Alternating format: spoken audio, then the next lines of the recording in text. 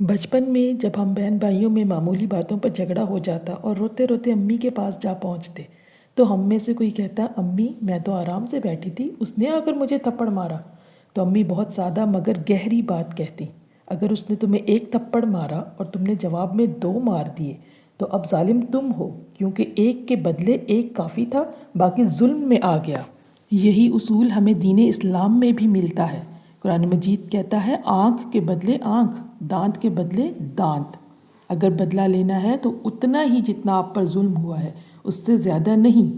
مگر یہاں ایک اور نکتہ بھی قابل غور ہے، اگر دنیا میں کسی نے اپنے ظلم کا پورا بدلہ پا لیا تو آخرت میں اسے اس کے جرم کی سزا نہیں ملے گی، اور اگر آپ نے تکلیف برداشت کی اور معاف کر دیا تو پھر اس صبر اور درگزر کا بدلہ قیامت کے دن آپ کو اللہ سے ملے گا، جو کہیں زیادہ قیمتی ہوگا۔ بہترین راستہ یہی ہے کہ ہم معاملہ اللہ کے سپرد کر دیں، یہ نہ ہو کہ ہم مظلوم ہوتے ہوئے بھی ظالم بن جائیں۔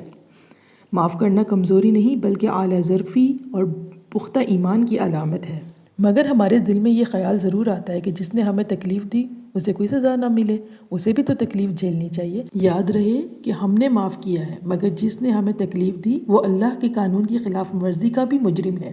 روز قیامت اللہ اسے اپنے قانون کی خلاف ورزی کرنے پر ضرور پوچھے گا، اور ہمیں ہمارے صبر کا اجر ملے گا۔ اور وہ دن ایسا ہوگا جب ہر شخص اپنی فکر میں ہوگا، تب ہمیں اپنے صبر کی اجر کی ضرورت ہوگی، نہ کہ کسی اور کی سزا دیکھنے کی۔ اللہ ہمیں ہمارے صبر کے بدلے وہ خوشی عطا کرے گا جس کا کوئی اندازہ نہیں کر سکتا۔